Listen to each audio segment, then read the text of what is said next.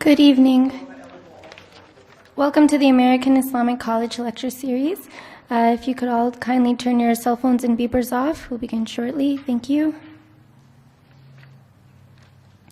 Okay, looks like everyone's ready. Before we begin, I just have a few announcements. This spring term 2012 is underway. But you still have time to register. We're leaving drop ad period until March 2nd, so if you like us on Facebook, you can get a 20% discount. So please do spread the word, tell your friends and family about that, and we'll be sure that they can register with us. Also, stay tuned. We are starting a new summer program. It's a summer immersion program, an immersion experience for students interested in learning modern standard Arabic. So stay tuned for that. Again, you will have the web address, and if not, if you would like more information, you can see one of our AIC staff or our lovely intern, Paulina, back. Okay, so tonight we have with us Dr. Riaz Akhtar. He will be speaking on organ donation, transplantation, and Islamic law, views from other religious and ethnic groups. Dr. Akhtar is a practicing cardiologist, familiar with the practical aspects of this subject and the principles of Islamic law and its implications. He will also be teaching here at the AIC this spring semester, so again, you still have time to register, on modern medical sciences and Islamic biomedical ethics. Now, without further ado, I would like to welcome Dr. Riaz Akhtar.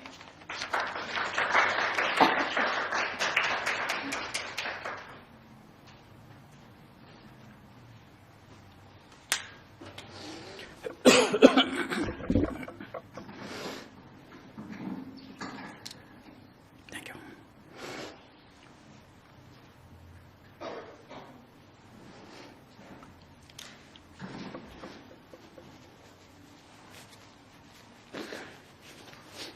Assalamu alaikum. Thank you very much. The subject of the organ donation and transplantation is a pretty important one, particularly for Muslims, and because they are probably lagging behind compared to the other ethnicity about learning process, and I think we should really, whether Muslim or non-Muslim, everybody should learn about the organ donation. And some technical aspects of it, I'm sure that a lot of people don't know about it. Before I start, can I ask everybody, can you raise your hand, see how many of you believe the organ donation is permissible according to whatever religious belief that you have? Anyone those opposed? And those who don't know much about it, can you raise your hand, please? That is the usual answer, but the majority of people who say no are because they don't know.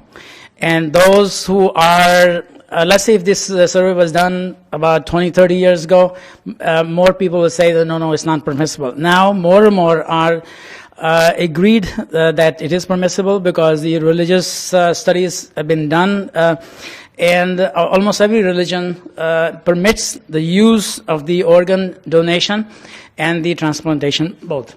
So I'll just quickly, there's actually a lot of information, but I will walk you through a very quick, brief summary that is very essential to know that what is the actually technicality behind the organ donation. And first thing, we want to define what is death. And I know everybody will say, well, somebody croak and we just put in the ground and that's it. And that's not the way it is. It is a difficult subject in the modern medical sciences to define exactly when does the patient actually die. This is a medical issue and philosophical issue. So it's not an easy way to describe, and I will give you some hint why.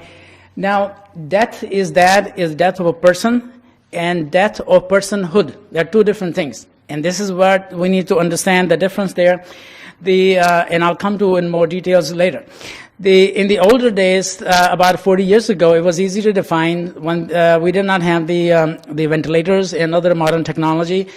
Patient died and that was it, and then some of the organs were taken from the dead people and put into the living.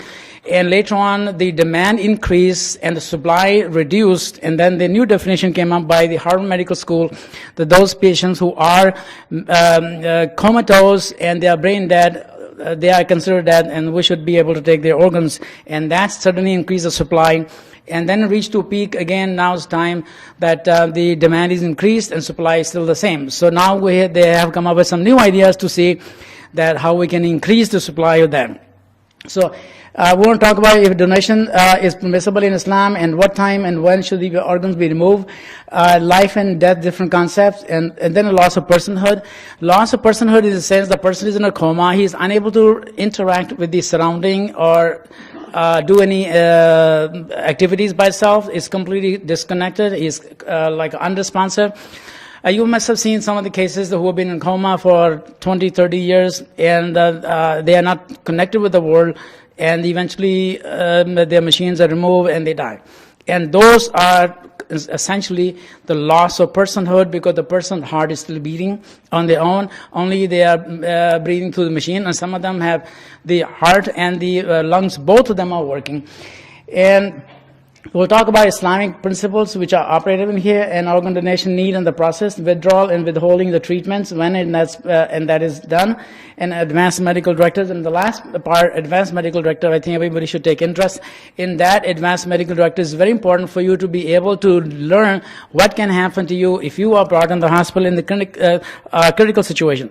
So we're starting out with the life. It's simple. I mean, life is not that simple as people may think.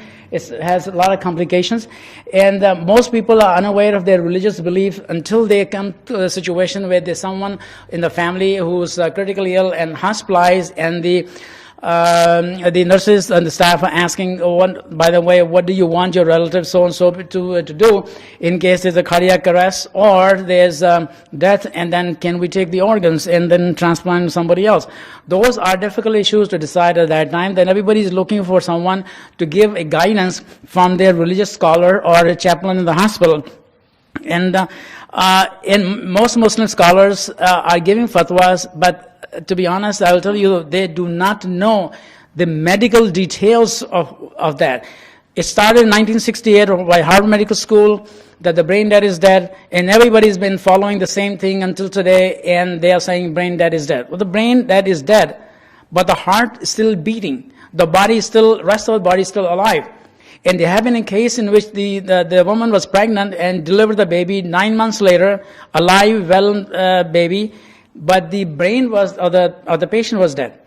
So the body function, the liver function, the pancreas does the job, all the body organs do their work. So the body essentially is alive, but the patient's brain is dead.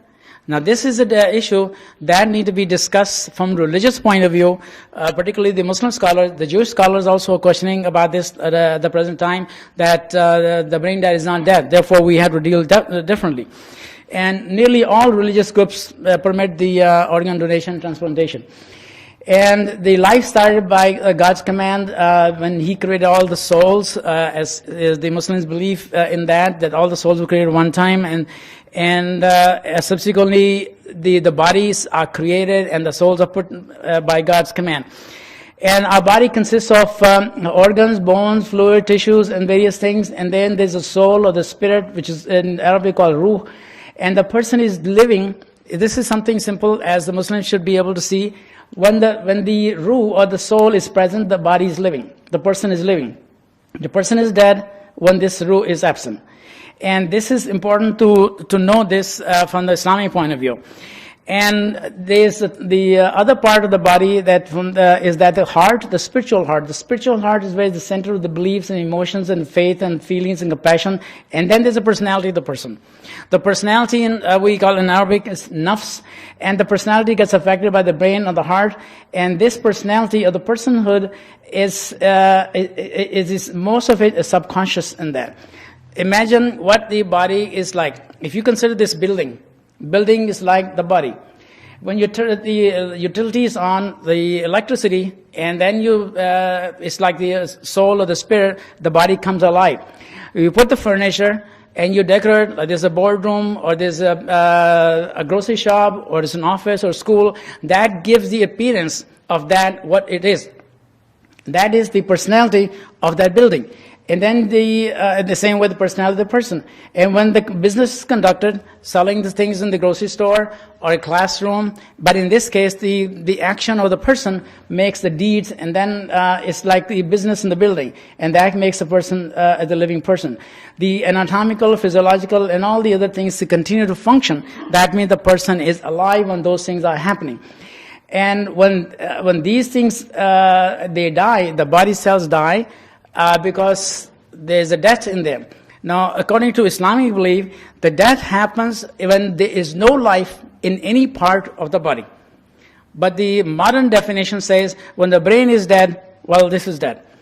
And they are using this terminology to describe when someone is totally disconnected, has no connection with the surrounding, totally unaware, and doesn't know the difference. And the heart may be beating, the lungs may be working fine, he is essentially dead. Well, if this is the case, I'm sure some of us know many of some people that you know in your life who are like this. And do you think that they should be also say, okay, well, we need your organs? No. The organs can be done when the death is properly declared and in the right way as it has been done in the past. And I'm going to skip some of these slides because there's a lot of information in the short amount of time, and I would not be able to do everything in that. So a person is living complete and comprehensive being, and is conscious and cognitive, able to make and carry out decisions, and it is an individual in existence. That is the life of the person.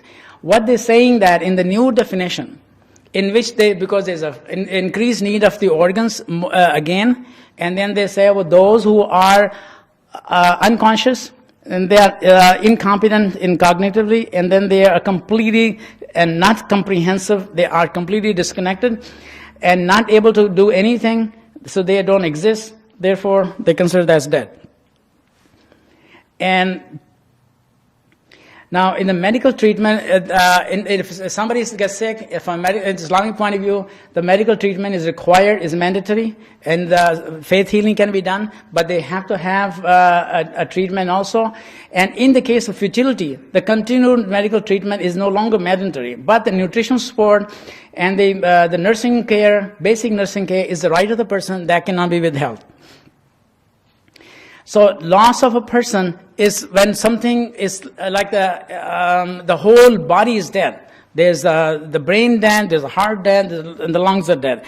But in the brain dead, the rest of the things are still living, but the brain is not functioning. And this is what today's debate is, that should we consider them dead? And that is a big medical discussion in the modern medical science. So the death is defined, all signs of death present and no sign of life in there. And then the other thing is that when they have done the autopsy on the brain on this, more than 2/3 or approximately 2/3 of them had some changes, and the rest were normal. That means there are cases in which they are declared the brain dead, but there's a possibility. And there's one example, a young athlete who was declared that, and they were going to take the organs out, and he moved, and eventually about 2 months later, he walked out of the hospital. This would have been a disaster for that person if it was not that case. And so in the old days, when there was no ventilators or no transplantation, the stopping of the circulation and the respiration and the brain, all three of them were required as a definition. But today, the law now is this law in of the land that you don't need both of these. You need only either circulation or respiration stop as one item, or the brain stop completely, one of the two. This is why the brain death is been used to take the organs out when the person is still living.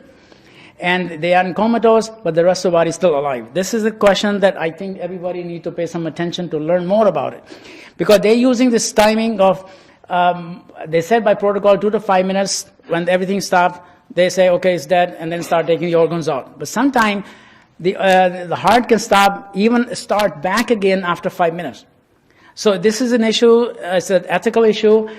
This needs to be discussed, and the current the law says the permanent loss of arterial pulse is equal to permanent loss of the reversibility of the vital sign, and it's equal to whole brain function, and that is equal to that. So that this is by the Unified Diagnosis of the Death Act passed by the U.S. government in 1981, and subsequently ratified many more times. And in the patient on the ventilators, they become dependent, and the brain damage happens afterwards, and the heart continues to beat. And then they say the brain death is equal to the rest of the death, which is not true. Here's the picture shows that in the autopsy shows about majority of these patients have about up to 68% damage. The rest, they don't. So that means there are still some people who can be salvaged. Now, when the person is brain dead, the body is functioning, and we believe that the life is there because the spirit is there, because the body parts, all of them are functioning, and the heart is beating, but the patient's the respiration is on the machine. And when the patient is dead by the heart, it's the same thing, except the heart is not functioning, and then the lungs are, and then completely dead means nothing is functioning.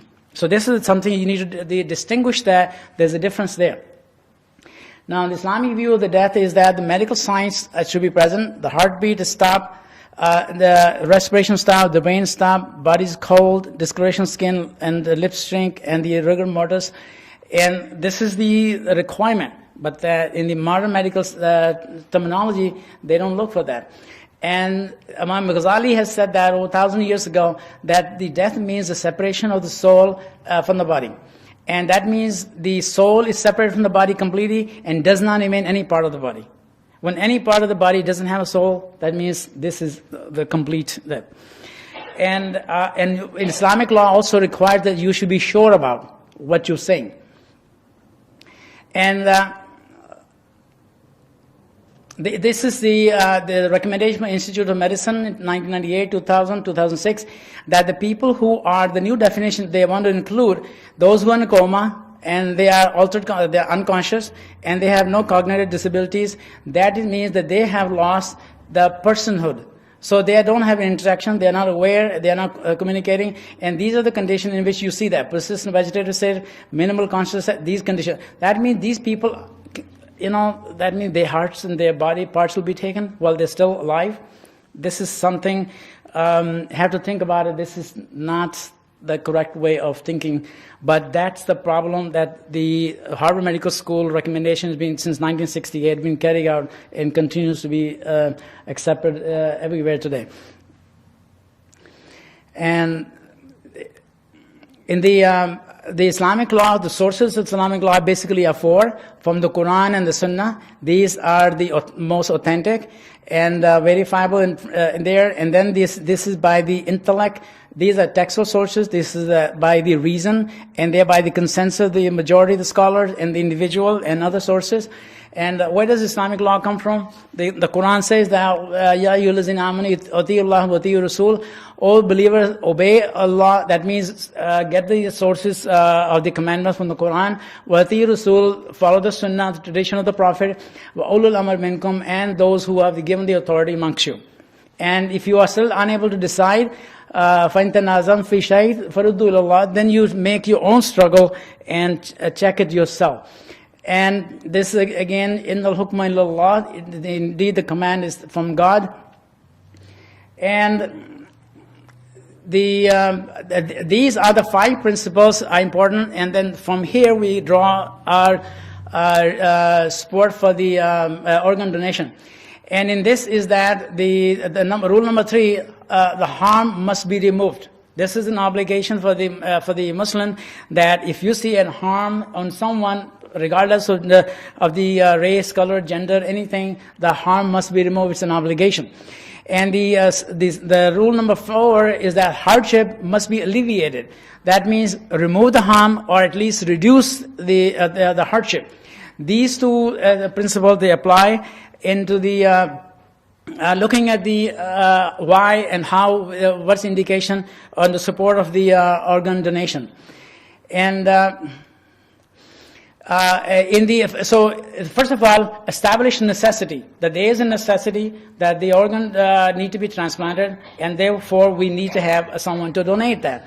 And first of all, look all the lawful means that are available. When it is not, in those cases which are previously forbidden, some of the restrictions are removed or eased in case of hardship and establishing necessity. And certain prohibitions will be suspended or in a case of a dire emergency and necessity. And this is the support from the Quran. For if you are compelled under dire necessity, but without the intention to disobey God or transgress, then there is no sin upon you, and then it is permitted. Another rule from the Quran is that whoever gives life to one soul, he is giving as if to life to the whole mankind. And again, this is the same what I mentioned to you previously. And then this another source that is the principles of Islamic law in that it is an obligation and the right of everybody to preserve the life. It is an obligation, right, of everybody to practice their religion, whatever religion they believe. There is no compulsion.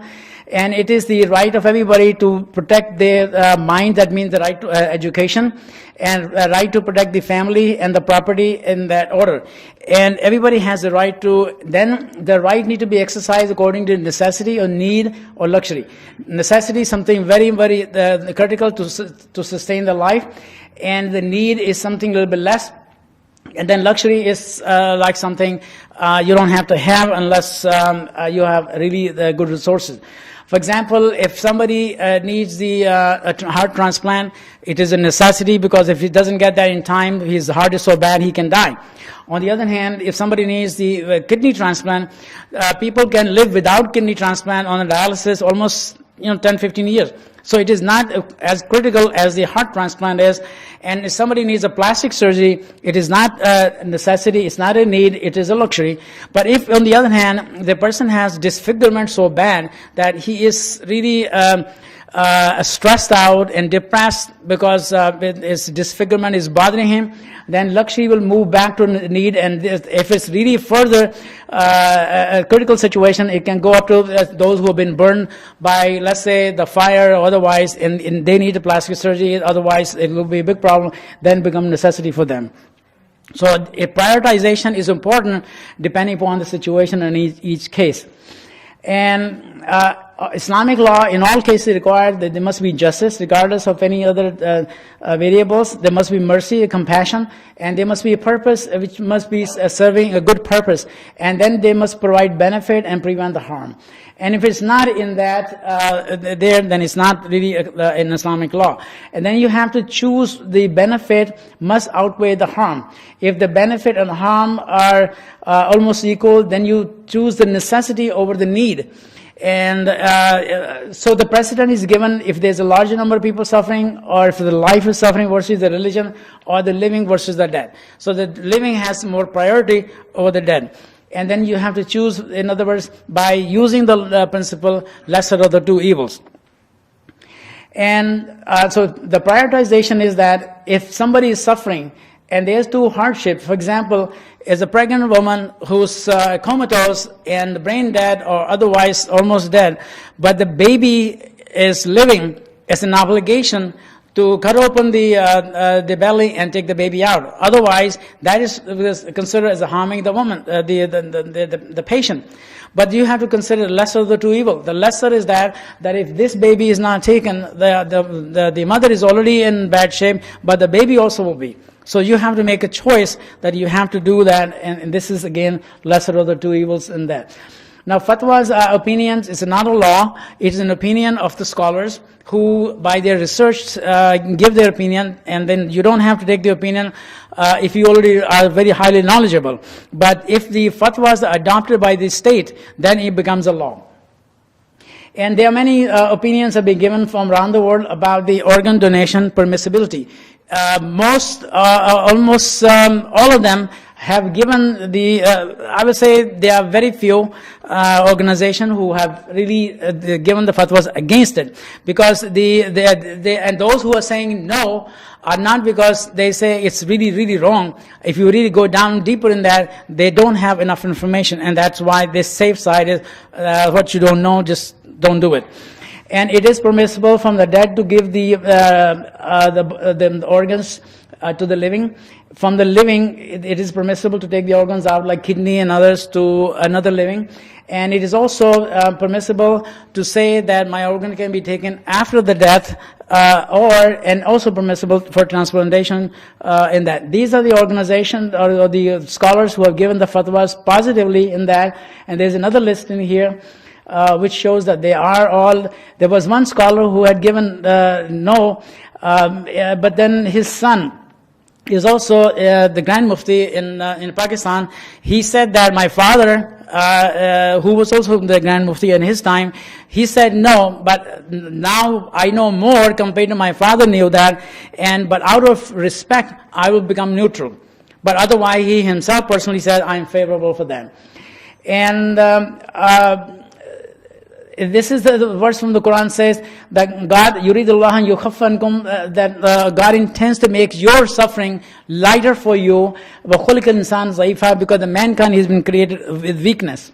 And whoever, they are the saying of the Prophet that whoever relieves the hardship of another suffering person, God will help on the Day of Judgment. And then it is also required that you seek the treatment for your suffering, whatever the ailment might be. And so those who are against that, they say that the reasoning is that God said that وَلَقَدْ كَرَّمْنَا بَنِي آدَمَ, the mankind has been given an honor by Allah, by God, and therefore no body desecration is permitted. And then they say the cutting of the body surgically is desecration. However, in the modern medicine today, the surgery when it's performed, it's not really desecration, it's a proper cutting and proper treatment being given. And another thing is they also say that the human body is not owned by the humans. We don't own our body. So something we don't own, we cannot give it away to anyone. And the maxims of the Islamic principles are harm cannot be removed by similar harm. In other words, you cannot harm somebody because somebody harmed you. And also that when there's a conflict over there, preference is given to prohibition. If something is prohibited and there's a benefit, but if you are not sure, you're confused, a little situation, better follow the prohibition that don't do it. And there are many others, fatwas from South Asia, giving these, basically saying the same thing. You don't own it, no body desecration, and therefore it's not permissible. But more and more are beginning to come around and also say that, but the majority of the scholars around the world all have agreed. This is one prominent scholar from Egypt. He had given that the same logic. You don't own it, and he was a Grand Mufti of Egypt, and he said, you don't own it, therefore you cannot give that. But if you are patient and go through the suffering, God will compensate you that. So, what is that we need?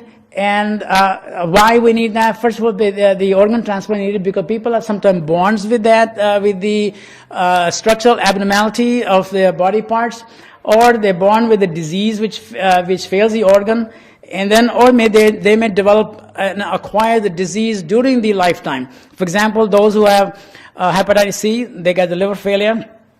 Those who have heavy alcohol drinking over the years, they get the heart to be damaged. Multiple heart attacks can cause damage to the heart, so then they need the organ transplant. And then the kidney failure in that regard. Now the heart, so for the recipient point of view, these are the reasons. For the donor point, they save the life of the other people, ease the suffering of the people, or improve the quality of life. Not only the saving of the life, but in dialysis patient, it is easing the quality of life. So the saving the life and easing the quality of life and ease the suffering. And for the dialysis patient, they have to go 2-3 times a week and sit there and do the dialysis. It's a sort of a suffering. But if they get the kidney transplant, maybe the kidney transplant is a little better, but then there's a chemotherapy that is immunosuppressive therapy they have to take. There are side effects of the medication. They got to take multiple medication. So it is basically not necessarily a life-saving reason for the kidney transplant, but for the heart and other things are. But the important thing to know that is they cannot sell the organs. The payment is taken as a token of appreciation only if this need to be. But otherwise, not allowed to sell, not allowed to buy these organs. But if somebody is forced, there is no other choice, then they don't have a choice. And in the older days, the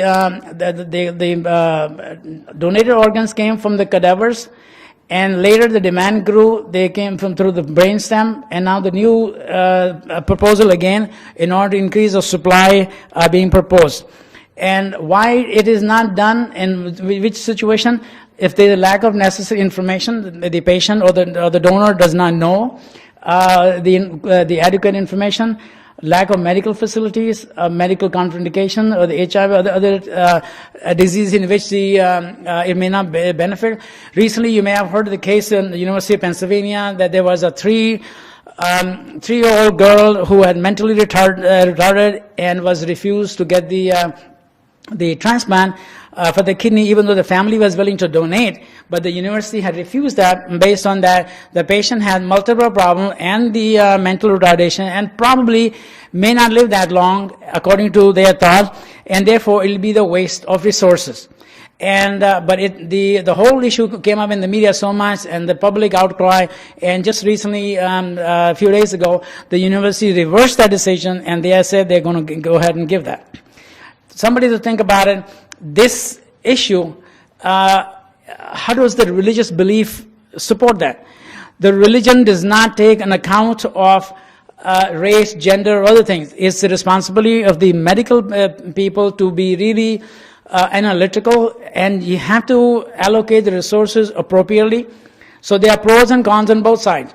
For example, from one of the Jewish scholars said that their law, Jewish law, will not say no to them.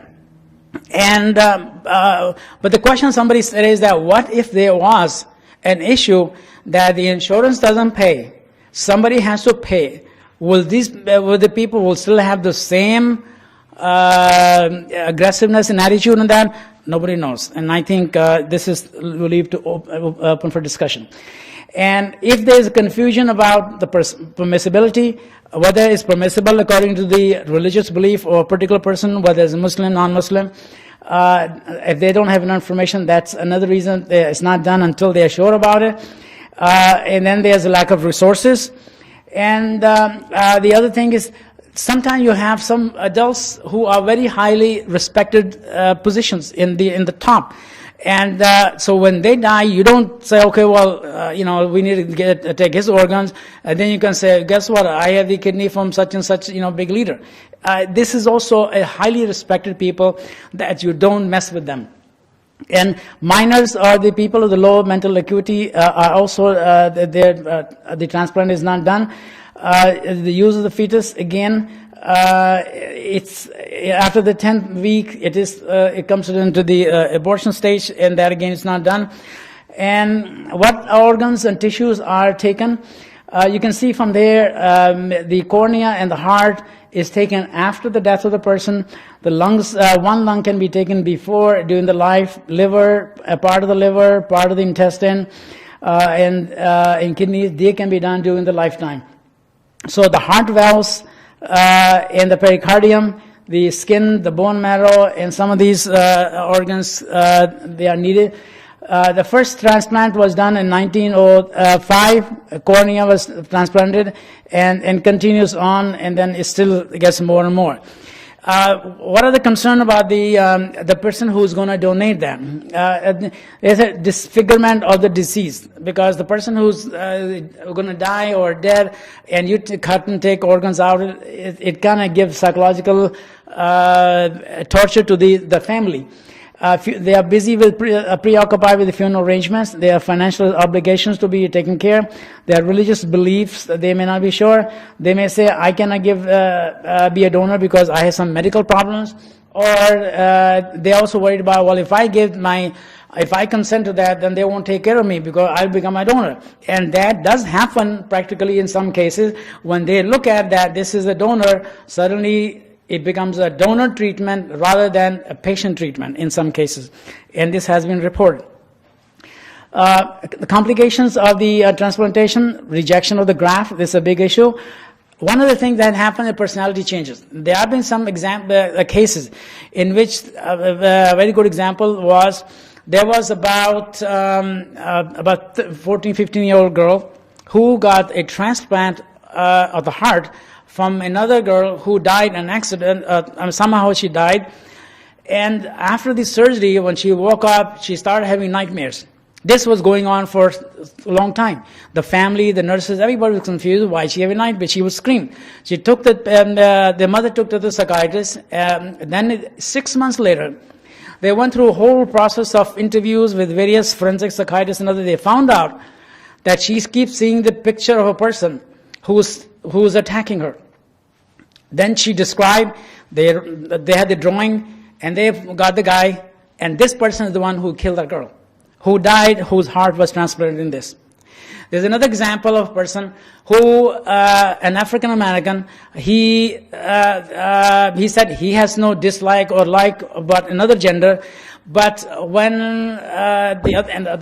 in this case, his heart he got a transplant from another person. The African American, he said, I don't like any classic music, but all of a sudden after the bypass surgery, I want to play classical music. And so what happened? It found out, he eventually went to the search and found out the heart donated was from a person who was a professional classic music player. Another example of an athlete whose heart was given to somebody else, all of a sudden this guy became an athlete and he wants to play. And so there are examples, the personality changes do get transferred on. So the Quran says that the people, they don't think by their heart. So a heart has thinking capabilities. Heart has those cells, about 40,000 brain cells, which are in the brain, are also present in the heart, and they also have the similar thinking as the brain does. So there's a compassionate thinking. So the women, by the way, are more compassionate than the men are. The men are more selfish. So they say the men use more their brain, and the women use more their heart. And so so the heart does have compassionate qualities, and so there are personality changes which happen after the bypass. Then there's a complications of the surgery and expenses and social issues in that. Now, the other controversies in that, how do they increase now the additional need of the transplant donor organs? Financial incentives, or give public education, or presume consent. The biggest issue that you all need to worry about, the third one, presume consent. What it means that when a person dies, and it is presumed that he consented to give his organs, whether you agree or don't agree, they will take the organs out. And those organs are taken for transplant for somebody else, and the patient family have no right to say. That means every person, if this is accepted, every person's organ will belong to the state. And they can now assign and reassign your organs to anybody they like, if we have this the presumed consent passed as a law. In Britain, there's a push for to do this thing, but I think there's going to be a lot of opposition. And one of the states in here is also considering, how to increase that. But I don't think we should do that, because this would mean automatically a person dies, their organs are already spoken for. In any transplant, we need to look at the purpose of the transplant, the donor, the donated organ, recipient, surgical team, all these people all factors had to be considered properly. And in order to have an organ donated and transplanted, following things need to be considered: dire necessity, no substitute available, proven benefit, and there's no harm to the donor or recipient, and established permissibility in Islam or whatever the religious beliefs they may have, respect human sanctity and no mutilation, and informed consent, not a presumed consent, And they should also be given the privilege to change their mind for the consent either before or after. The family may have the right to change their mind for their loved ones. Age, not a minor, mentally should be sane. It should be willing voluntarily without any coercion, and physically able, and there's no sale or transaction of the money involved. And practically any age is open for that. And as long as they have no communicable, transmittable diseases or terminal stage of cancer, so otherwise it should not be a waste on that. And what is the procedure? When a person is sick critically, he comes to the hospital in an emergency situation, and he's treated, and there's a treatment failure, and then he's referred to one of those, every large hospital have a donor transplant team, and they quickly identify those patients. And then with the brain dead, they are looked with the beautiful eyes, okay, here's my donor.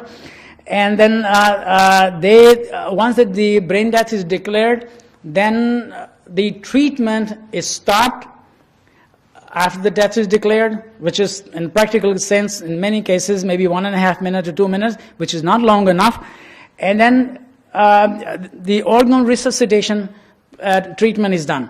Putting the bypass, starting that so that the organs are reperfused, they are as fresh as possible, which can also start the heart if it's stopped.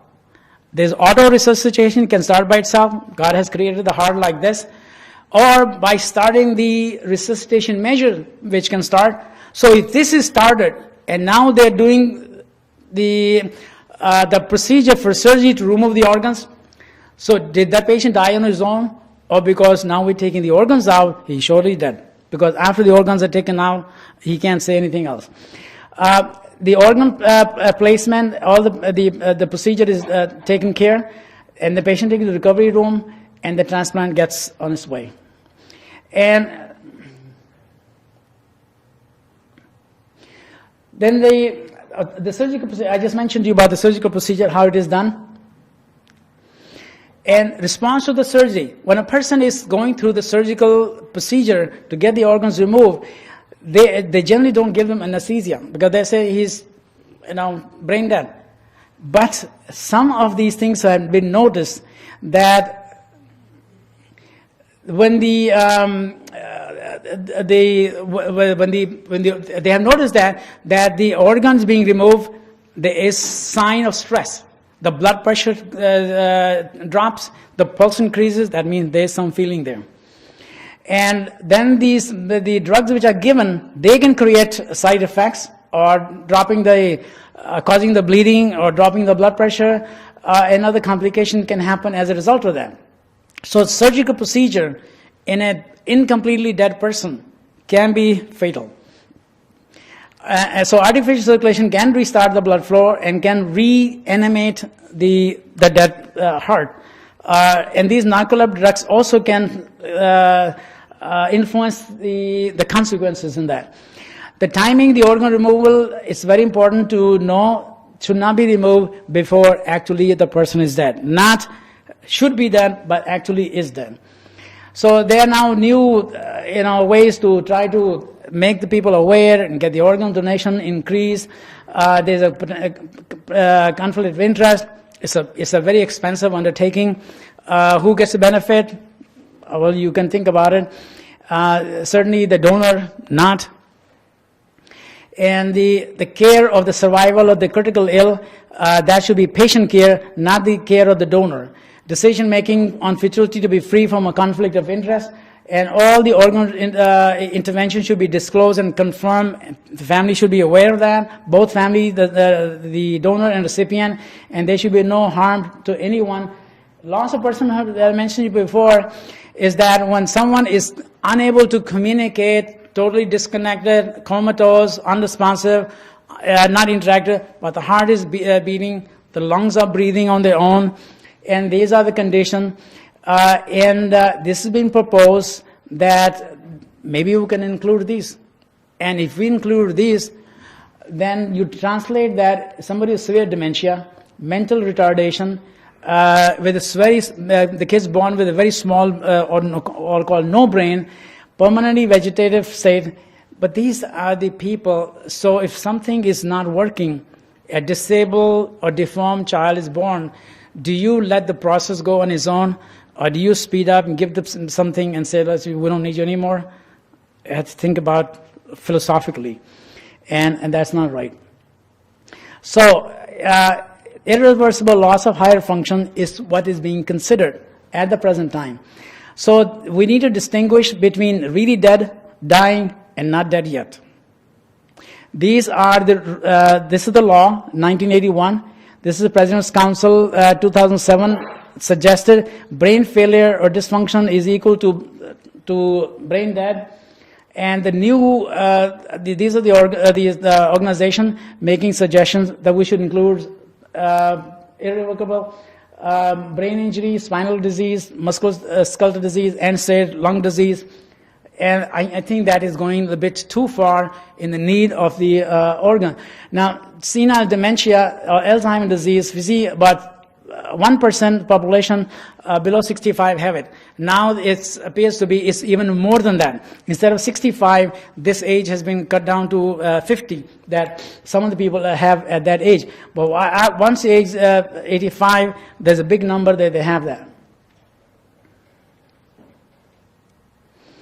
Now, advanced medical directors, everybody should learn about that, because you don't know which one of us will be in that situation where we may need to get to that. And the hospital people will ask, what is that you, everybody is now asked a question when they are admitted for whatever reason, that if there's a cardiac arrest, would you want us to do CPR? If we do that, do you want us to put a pacemaker, put the tube in, put it on the machine, all that. You need to kind of be aware, what are those things, what do they do, and what do they don't do. Because once you put on that, it's difficult to remove it. And then removal also requires a lot of ethical issues to discuss. First of all, in advanced medical directors, learn the preventive health care. Try to improve your quality of life by becoming more healthy. And then also learn about when the terminal illnesses happen, how do they happen?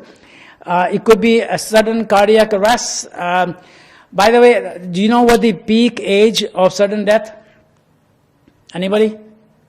It's between 45 to 55. That's the peak age sudden death, which is the day most common heart attacks, Monday morning, mid-morning. And the second most common, Saturday night, people get drunk.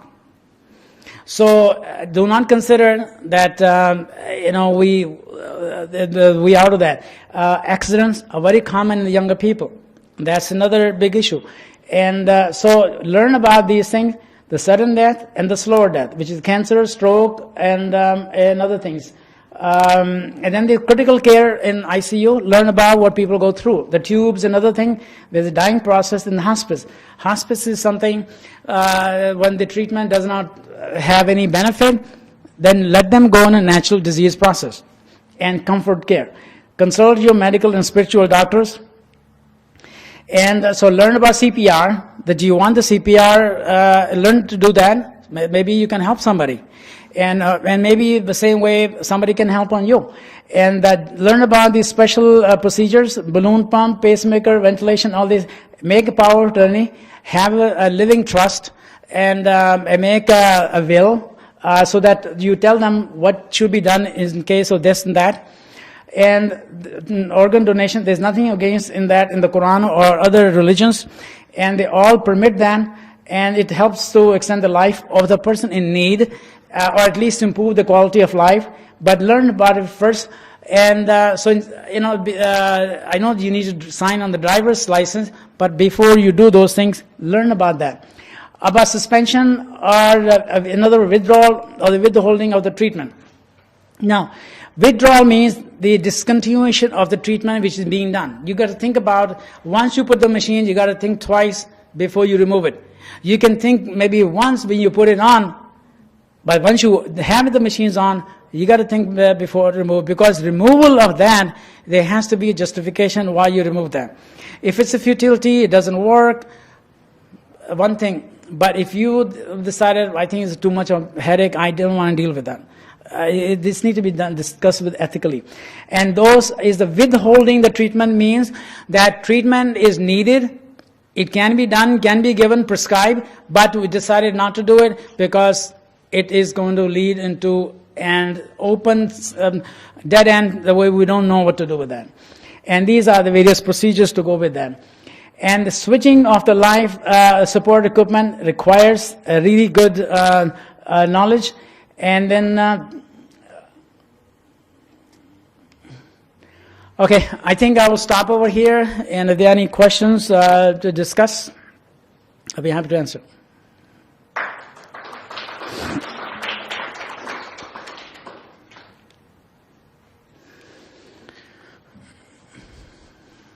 Yes. So you said that you thought 2 minutes wasn't enough time to declare brain death. Yes. Do you have a recommendation? If I wanted to make a living will, what's a Islamically correct protocol that still serves the purpose of the organs good enough to be of value to someone else? Okay. This is an issue that first we need to make the balance. And that is how pressing is the need of the other person that you want to entertain, and how important for you to follow a religious verdict. Islam does not forbid the organ donation and transplantation. Encourages the helping of the people. But it also, Islam forbids that you terminate a life inappropriately. If a person's life being terminated because there's a brain death, and as I showed you in the slide, only about 65 or 68% is where there's a damage in the brain. So that means there's 1/3 who don't have the damage. And there was one example in whom the organs was supposed to be removed. They took him to OR and he moved, young athlete, and he walked out of the hospital 2 months later. And there must be some other cases which are not documented. Recently there was a plastic surgeon who went to the court because he had given some medication, a bit too much of that, to speed up the process. And there are other examples. But in the practical sense, what is generally kind of in the literature said that they are using a shorter time to declare that because it's just useless. And 2 to 5 minutes is not sufficient.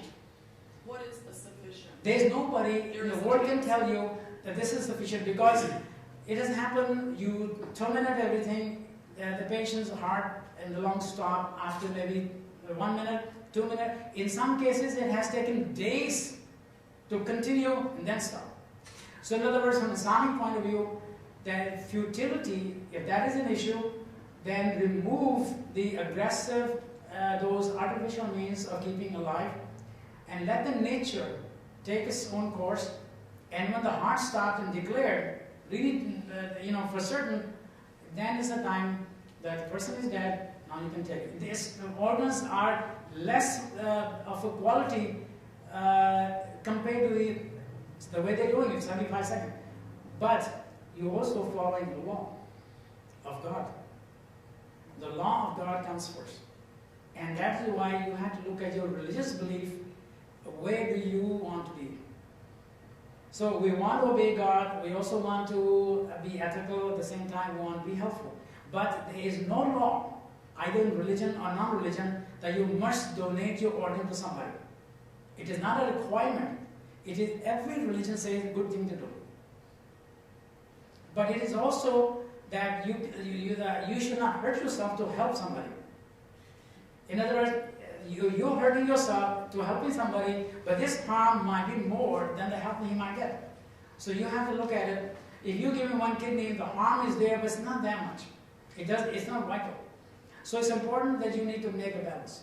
So when you talked about creating a medical directive, can you recommend some guidelines that are Islamically most people seem to agree on? Or is it still such new territory? It is really not clear cut at this point to say that. However, there are guidelines you can say, but you have to decide that. Some people say, listen, I don't want these tubes here and everywhere. Okay, I don't want them. And I want the nature to take its course.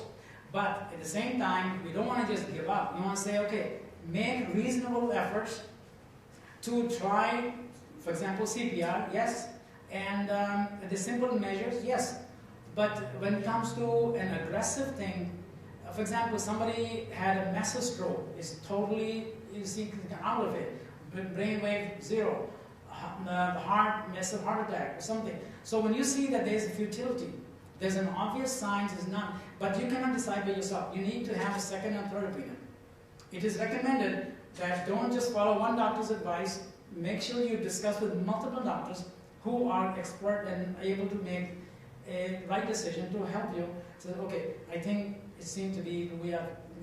I have done this a few times, and I've discussed with some patients, discussed with neurologists, your own physician, cardiologist, and a pulmonologist, all the related specialties, to see what do we see, what's the potential here. And if it's really gone far, then that's the nature. And usually, in most cases, it will be just a matter of a few minutes or hours at the most. And some of the simple things, for example, somebody had a heart attack and then put a pacemaker. Yeah, I mean, as long as the person mentally and physically is doing fine, these things are fine. They should be okay.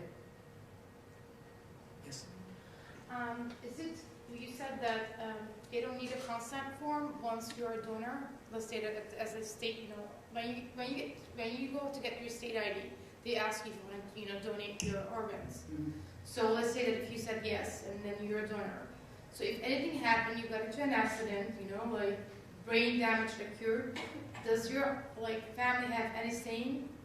Once you said on the card, you if the brain damage happened, so that's it. It seemed to be, but it should not be, because the final consent is still by the family. But Illinois. I think this is a sort of a bit of the gray zone, because and I've seen that when the card says that and the patient's in a big university hospital, they will go ahead and take it. But I think you should not. I personally would not sign it. I should have the right to decide close to that. Yes. Did I understand correctly that if I decide to be an organ donor and my family says no, they will win? You mean after the person is gone? Right. Whoever has the power of attorney, they have to look at that, yeah.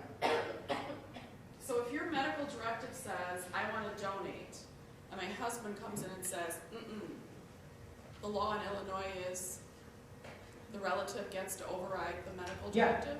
Yeah. Most likely it will be the case if you have consented, but the law also says that if the person has agreed, that consent cannot be refused and should not be refused. But I think the family should still have the upper hand. But if I give my healthcare power of attorney to a friend rather than to my family, can my family still overrule what's in writing? Yes, family has the right, but whoever has the power of attorney, court will look at the power of attorney. Well, which has greater power? I think the power of attorney should be given to the relative. You feel the power of attorney should be given to whom? To the relative. To somebody you trust. That is why I don't want to, because...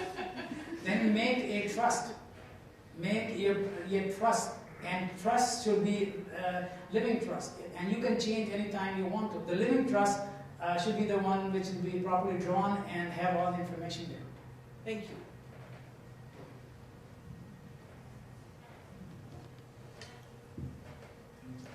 What is your opinion about the use animal organs? I'm sorry, use organs from animals. Oh, the organs from the animals. First of all, the one slide you showed. Look at what's the lawfully available organs. Okay, and the animal organs are permissible as long as we see that this dire necessity. That we're not able to, for example, the heart valves.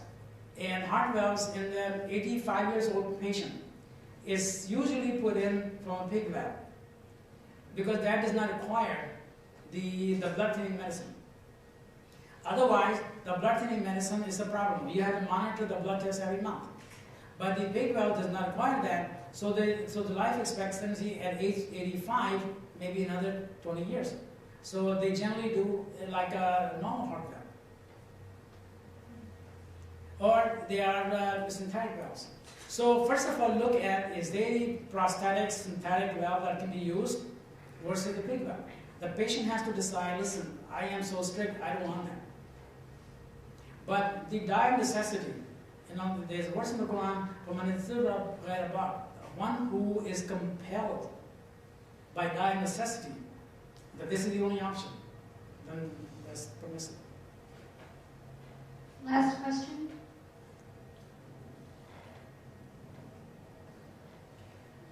I would really strongly suggest everybody look into advanced medical directive, everybody study about the organ donation, the indication, your religious beliefs and disbeliefs, and learn as much as you can. It's important information for you. Thank you very much.